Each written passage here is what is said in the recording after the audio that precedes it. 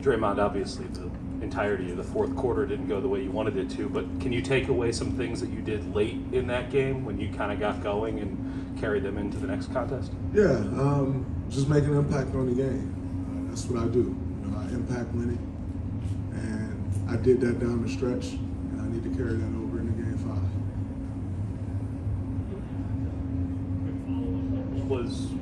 What was the switch? How did that change? I think I made an impact on the game the whole game. I think you can get caught up in everything that's going around, but those that watch and understand basketball, I made an impact the entire game. So I don't think there was a switch last couple of minutes. Ron Kreischer, San Francisco Chronicle. How as impressive as it is what Steph's been doing, how conscious are you and the team of making sure he has enough scoring help and making sure he doesn't have to carry too much of a burden, I guess? I don't think anyone goes into it thinking, oh man, you have to make sure Steph doesn't carry too much of a burden. I think you just go into it with the goal of doing your part, and if everyone does their part, you give yourself a chance to win a game. So I don't think it's you go in thinking that specific, but you just go in and make your impact however you may. Jay on the left. You've made it very clear how much you respect Jason Tatum's game. What do you view as a challenge for him in this series against your defense in the NBA Finals for the first time? And kind of what does it take and what does it test for a young guy in that situation for the first time? I mean, it's tough. You're experiencing something for the first time. I think he's handled it well. He's maybe not shot the ball as well as he'd like or everyone else would like, but overall, I think he's been playing well. And, that's why it's a 2-2 series. Coming back for Game 5. So I think he's handling it all extremely well. He's taking what the defense gives him, and that's what great players do. But I think he's doing a good job. Front here. Draymond, what might be a bit of an oddly worded question, but when did you fully grasp your importance to this team? I know you guys had that 7-game series against the Clippers, and you guys went on to win championships. When did you fully grasp how important you were to this team, and how important what you bring every night is to this team? I think it's evolved over time. I don't think there was one specific instance where I'm like, oh man, I'm really important to this team. I think just over the course of time, just kind of see it grow. Your importance, your impact, what you bring to the floor. And then can that team, over the course of time, you realize like, oh man, this team doesn't operate the same if I don't do X or if I don't, do Z. And so I think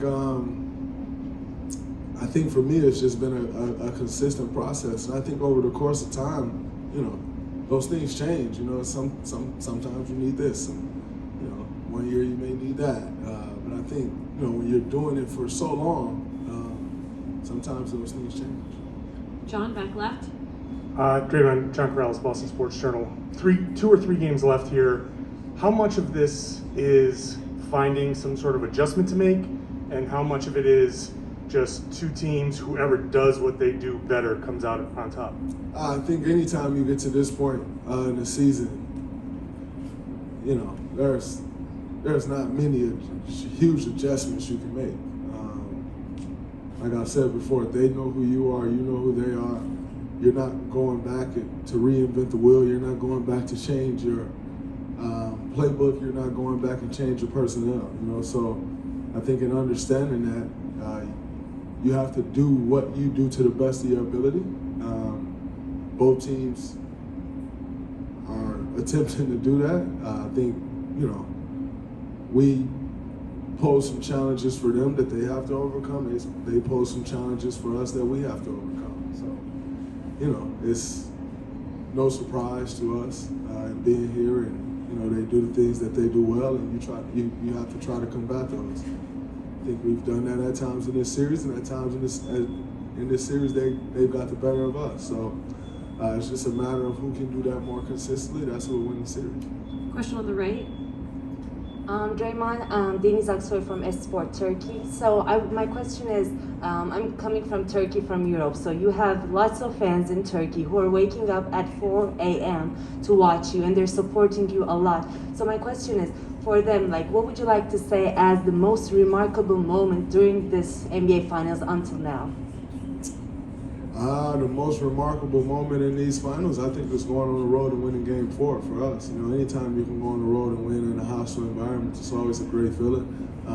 You know, to see Steph Curry put on the performance that he put on, I think, you know, that's one of those performances that, you know, obviously you have to win championship, but if you win the finals, you know, that's one of those performances that you look back in history like, man, I remember this performance. I remember I was when that happened. And you kind of remember the plays and all how it went down. So I'd have to say Game 4. Alex? Yeah, Alex Espinoza with 95.7 The Game. Draymond, I know Rick Celebrini spent, All-Star break with you in Cabo. How important has he been for your whole team? And did you know he was a good defender, when he was playing soccer back in the day? Have you ever seen his clips or anything like that? I have seen some clips, Rick playing soccer. Pretty physical, which is no surprise. That's how he is in his work here. Not necessarily that he's physical, but just the demeanor you carry and the aggression that you carry and the tone that you speak with. But he's been extremely important to what we've done here and really building out a performance team. And I think for us as players, you kind of see the different roles, and it's been great to see. Like, you see what he's done in the training room with Yoder and Danny and Jerry and Long. And then you also see what he's done in the weight room with Bergie, KB, and Dave, AD. And so I think he's done an incredible job of just being a leader and building out the way he has. And then obviously he's a genius when it comes to the body and how the body operates.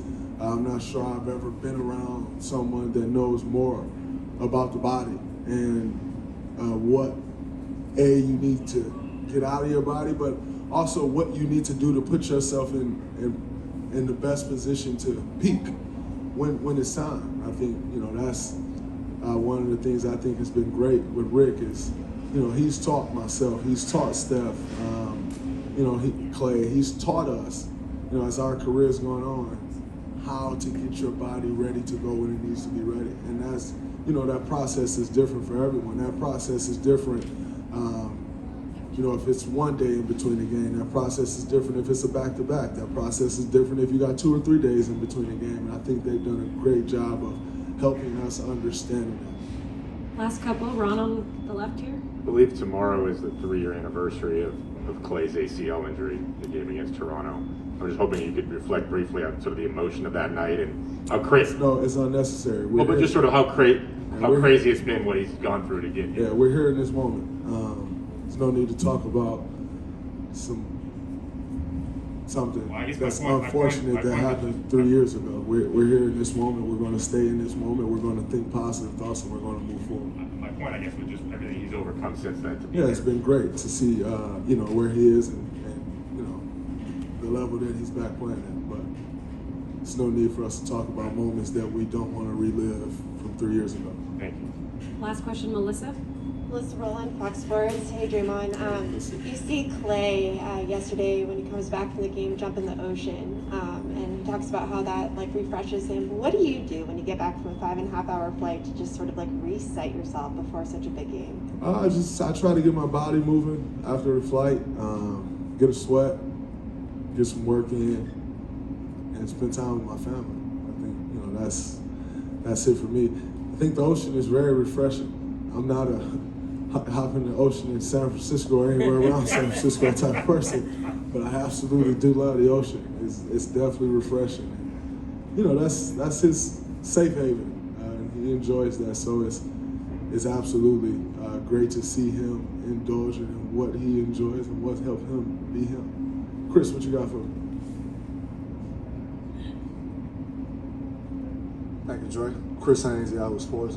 Dre, when you think about the run you guys have been on throughout this whole entire period, your growth particularly, you know, coming into this league and establishing yourself as one of the top defensive players. What was the model?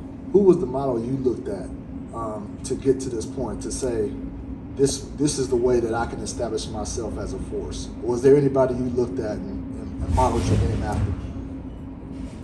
Oh, I think for us as a team, there was no specific model. I think if we looked at anybody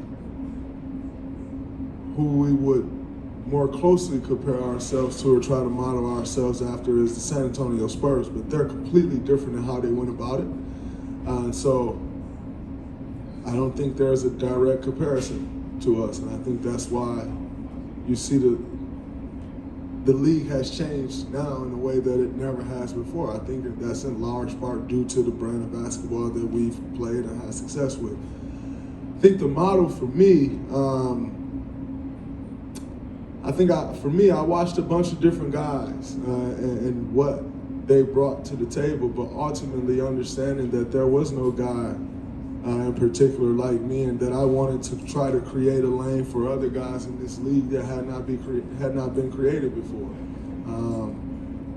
And I think I've done a pretty good job of that. But there was definitely some guys that I took things away from, and over the course of my career, I've still continued to watch and try to take things away from those guys. When you look at, and I think for me,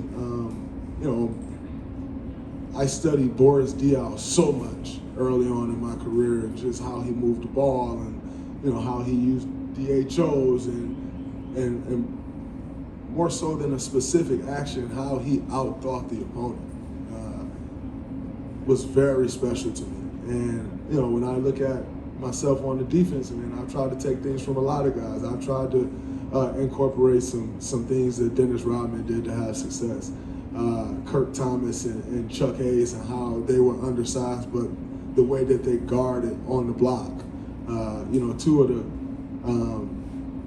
best post defenders at their size that I've ever seen. Like, you couldn't back down either one of those guys. I've tried to add that to my game on that side of the ball, but ultimately understanding that I didn't want to be a carbon copy of anybody.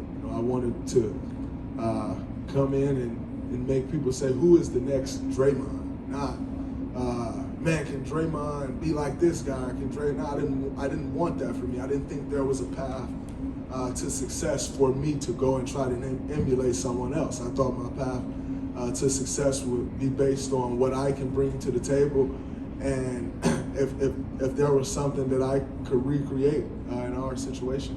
And so that was kind of the biggest thing for me. Thanks, Draymond. We'll have Andrew Wiggins in here next.